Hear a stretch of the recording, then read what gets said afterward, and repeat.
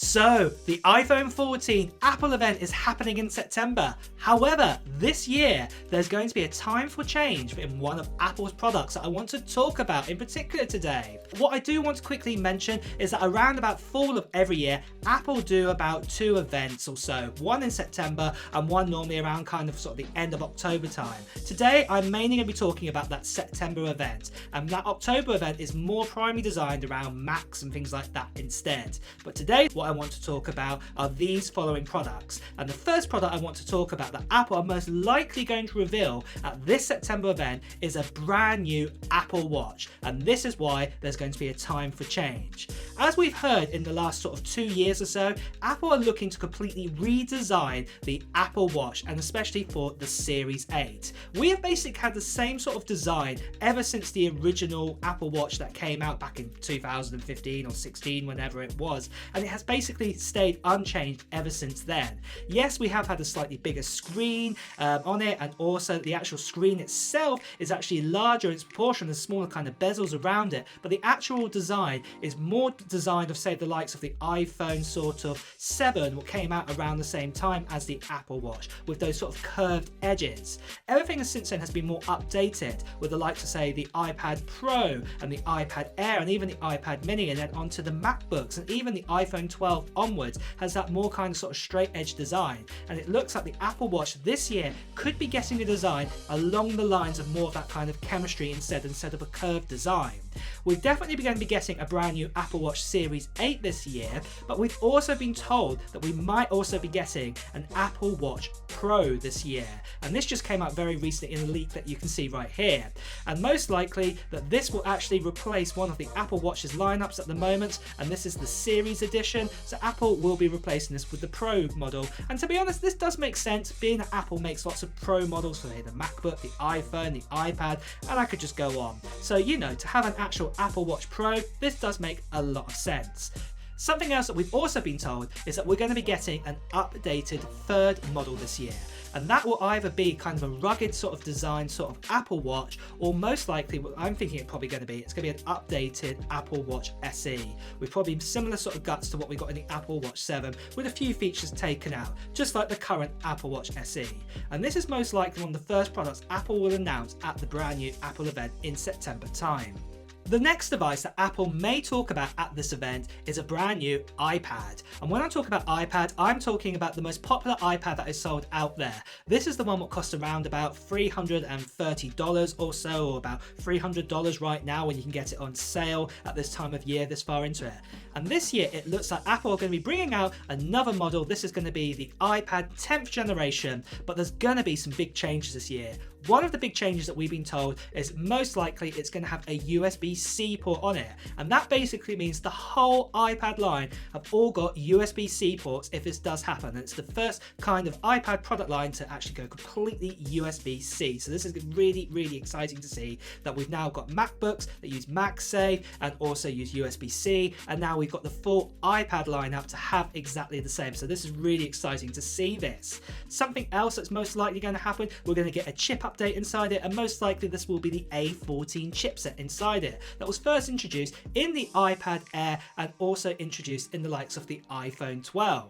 And the A14 is also compatible with 5G technology, or a 5G modem. So it's most likely that this iPad will also get 5G capability, because the 9th gen still, for example, only has up to 4G. So yeah, it's most likely it will get this. Something else that we've been told about is the design might slightly change. And this design might change to the likes of, say, the iPad Pro 10.5 inch display that we had some years ago, or that also got put into the iPad Air 3 design. And this design might come along. And the main big change behind this is actually the screen is laminated instead of having a slight little gap inside that we have right now. So basically the LCD and the glass are fully attached, whereas right now you can just take off the glass. But something else that might happen with that is the screen size might increase ever so slightly from 10.2 inches to 10.5 inches, because this is what this iPad Pro 10.5 inch and also the iPad Air 3rd generation had. It had that 10.5 inch display, so it's possible that Apple could be doing this. The other factor is that Apple could be completely redesigning the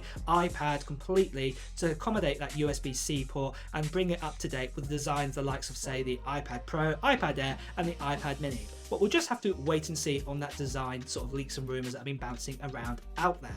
The last Apple product that's going to be announced at the September event, and I do say last product because they always leave this product to last in the event, and so many people ask me why don't they ever do it at the beginning, because you know the saying, you save the best to last, and that will be the brand new iPhone 14 range. Now first of all, with the iPhone 14s, I want to talk about the normal iPhone 14 and the brand new iPhone 14 Max or Plus model is what they're calling it. So basically with the iPhone 12 we got introduced to the iPhone 12 and the iPhone 12 mini. Now the mini was a small little mini iPhone, and basically Apple thought this was going to be a good niche that a lot of people would want to get their hands on. Unfortunately it didn't sell as well. Don't get me wrong, they did sell some, and they actually continued on to the iPhone 13 range where we got the iPhone 13 mini. However, it looks like that Apple this year are completely ditching the iPhone 13 mini or the mini range completely and replacing it with a larger iPhone instead. So completely to the other end of the scale. And this model is most likely going to be called the iPhone 14 Max or the iPhone 14 Plus. This iPhone will have the exact same screen size as the likes of the iPhone 13 Pro Max or the iPhone 12 Pro Max, and this will be a 6.7-inch display, but will have the full guts of the normal iPhone 14 inside it. But talk about guts and bits and pieces like that, the actual iPhone 14 range, it looks like that the normal 14 and the iPhone 14 Plus or Max will actually retain having A15 chipset inside it, but will have an increase of 2 extra gigabytes of RAM, up to 6 gigabytes this time, instead of the 4 gigabytes that we got in the iPhone 13 and the iPhone 13 mini. It will also still retain that sort of notch design, and we will still get a wide and ultra wide camera on the back, and most likely these are going to be 12 megapixel sensors on this. However, with the iPhone 14 Pro and the iPhone 14 Pro Max, there are going to be some changes this year. And one of the big changes is going to be is that we're going to be getting a brand new sort of screen on the front, as you can see here. We're not going to be having a notch anymore. We're going to be having a sort of a hole punch and a pill design, what's basically the front sort of camera and the hole punch, and that pill will hold a sort of Face ID sort of sensors behind that instead of actually having a notch. But inside the actual iPhone 14, for the guts of it, we will actually get an A16 chipset inside it, what is most likely going to be around about 10 to 20% faster than the A15, but we've also been told we will still be retaining 6 gigabytes of RAM, but it will be the newer sort of LPDDR5 sort of RAM inside it, whereas the last generation was LPDDR4, I believe. So yeah, there's going to be a change there, so it will be faster RAM inside. But something else what's also going to be inside that will be looking out from the back is a brand new 48 megapixel lens and sensor inside the phone, and this will just be for the normal wide sensor.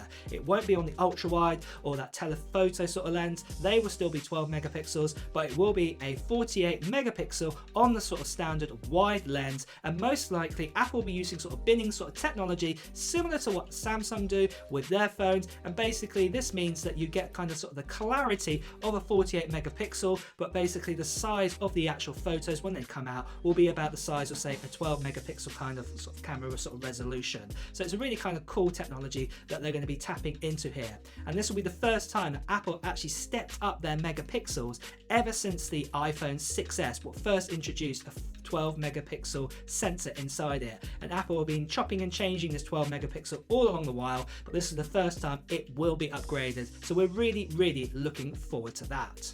Something else that you should be really looking forward to, and that is the giveaway we're doing on this channel right now, and it is for this. It is for a MacBook Pro M1 Pro 14-inch model with 8 cores, and this has 512 gigabytes of storage and 16 gigabytes of RAM. And I'm going to be giving this away to one lucky subscriber when we get over 450,000 subscribers. And to be honest, it's not that far away.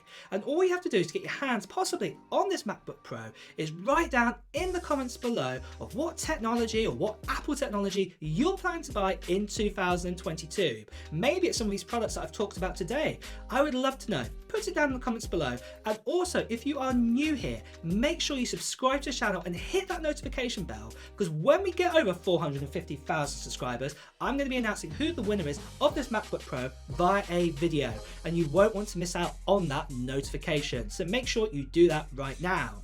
Now, with saying that, I just want to quickly say there are lots of scammers and spammers out there who are impersonating me and will probably tell you that you've won a giveaway before actually getting over 450,000 subscribers. Please report them or ignore them. You've heard it from me here. I will only be announcing who the winner is when we get over 450,000 subscribers via a video. I won't be doing it via comments, and I will not be spamming you to WhatsApp me or to Telegram me to tell you that you've won this. So like I said, please do report them or ignore them. And with that out of the way, guys, let's talk about then when this Apple event is most likely going to happen. So generally speaking, like last year in 2021, Apple normally hold their Apple event in sort of mid-September time. And it's most likely, I can announce today, that the Apple event is probably going to be happening on September 13th this year, what is a Tuesday. Generally, Apple do this event on a Tuesday in September, and it's around the middle of the month. And this is the closest sort of Tuesday to the middle of the month is the 13th. So most likely it will be on this day. And if it is on this day, it's most likely that these Apple products that I've talked about today, they'll be able to be pre-ordered a few days later on basically September the 16th. And then you'll be able to probably get your hands on them a week later on Friday the 23rd of September. So about 10 days later after they are announced. What's absolutely incredible. And well guys, with that, it's time to also wrap up this video. So if you have enjoyed watching it, and if you're really looking forward to the Apple event in September, please do press the like button. And also at the same time guys, if you want to hear the latest Apple news, reviews and comparisons, please also make sure you subscribe to this channel and hit that notification bell. Until next time guys, I will see you really soon. Take care now. Bye bye.